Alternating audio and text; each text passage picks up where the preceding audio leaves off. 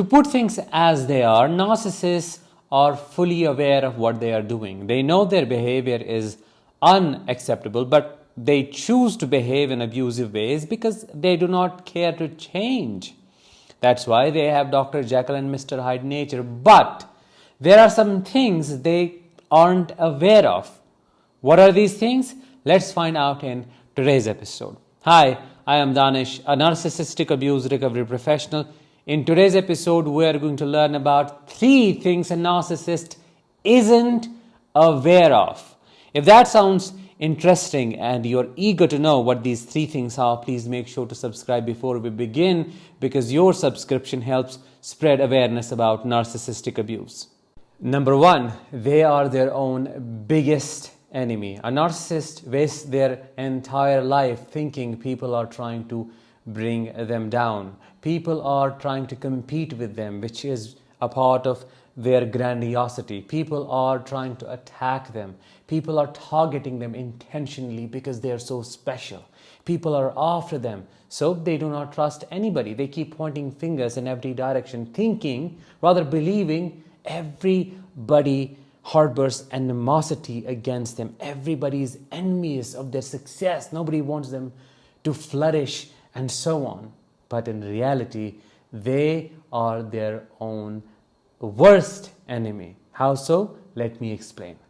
Every time something bad happens in their life and they're the cause of that bad happening, they blame it on others. They blame it on you. They blame it on the situation. They blame it on the entire universe except themselves, which makes them quite blind to their own actions. They lack reflection. They do not have any insight. And that makes them quite rigid. That extreme rigidity and inability to consider their own part they play in the situations that don't go so well makes them an ultimate failure. Because every single relationship they end up in ends up in shambles. They destroy the very thing they chase so much. Every job they claim to love, they are thrown out or they lose. Every relationship they thought was the end of it all, the answer to all their questions, ends up becoming the worst relationship they have had, at least in their head. So they never find peace or stability. And the crazy thing is they keep pointing fingers. They think it's someone else, when in reality it is themselves. So they are their own nemesis. If you were to look at their entire life, you will find out it's nothing but a sad affair, because they remain stuck in the cycle of destroying every good thing they end up finding. They lost you. What could be the bigger loss than the loss of someone who loved them so dearly? They lose jobs, they lose children, they lose families they create out of their omnipotence and grandiosity. They lose that respect, they lose the honor, they lose that public image they craft so carefully. Why? Because of their own doings. No one else does that to them. No, their own doings bring their castle down. Their own doings erase their personality and trigger their collapse. Their miserable life is nothing but a ticking bomb. It ultimately bursts and blasts, and then they think it was done to them. When they go through mortification, they become the eternal victim of their own doings, thinking they were targeted. Everyone betrayed them when they were the one to betray everyone. Still, they do not consider their actions and how they might be even remotely related to the consequences they're facing now. Number 2, they are extremely immature. Yes. Now you might say they're really clever, they're super intelligent because they just remember every piece and bit of information.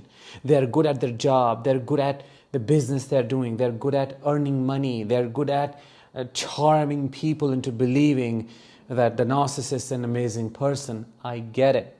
This is their facade, but in reality, they are extremely immature. How so?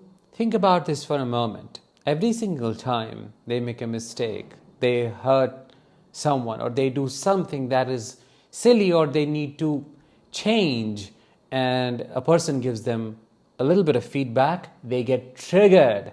Like a rabid dog, they come after you to bite you. How dare you? Because they're perfect. They cannot make a mistake. They're extremely impulsive, which makes them take risks they do not have any tolerance for. They lack foresight. So when they do something, they just chase that high without considering the consequences of their actions. And when that high dies, they get bored with the thing they were chasing so much, and then they throw it away without caring what will happen to that thing, especially when that thing is not a thing but a human being.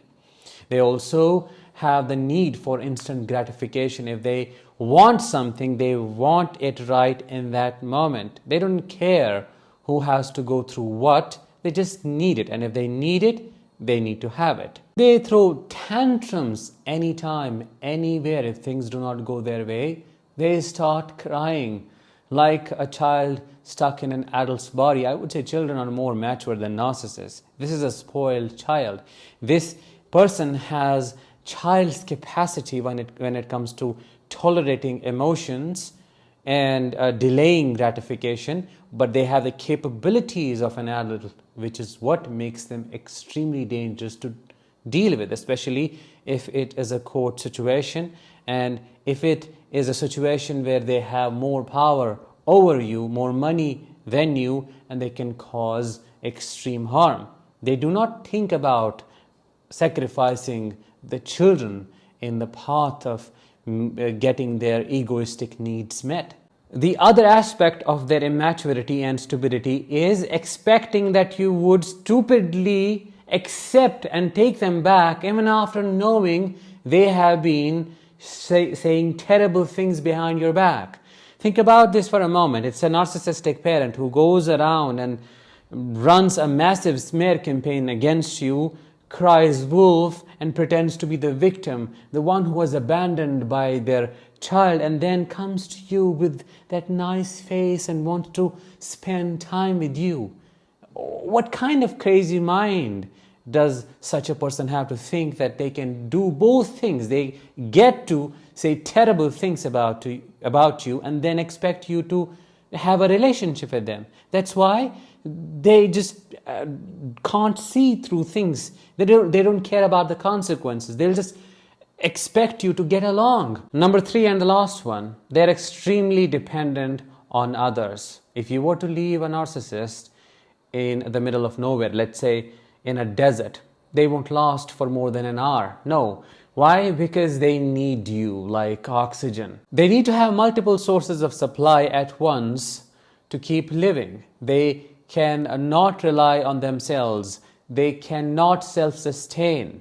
They are extremely and truly parasitic. Because if you were to psychologically dissect a narcissist, you will find that there is no self. And if there is no self at all, what will they then rely on? Everything they are is a combination of the different things they have learned from different sources of supply.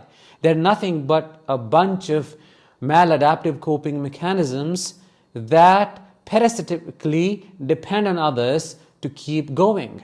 Yet the foolish narcissist thinks they do not depend on anyone else and everybody depends on them. Drunk in the grandiosity, they like to imagine and fantasize that everybody is kneeling before them, bowing to their highness, bowing to their ego before them, dropping every inch and aspect of themselves and surrendering to the narcissist because they are the supreme, the end, the beginning and the end of all that is. This is how a narcissist likes to think, but their reality, if they were to face, is extremely scary and totally opposite to their world of fantasy. Leave a narcissist with nothing.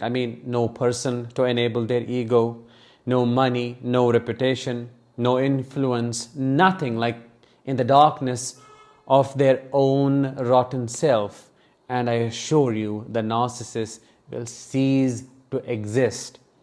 A narcissist is a function of other people. If there are other people, then there is the narcissist. If there is nothing that can keep their false self going, the false self will naturally be annihilated.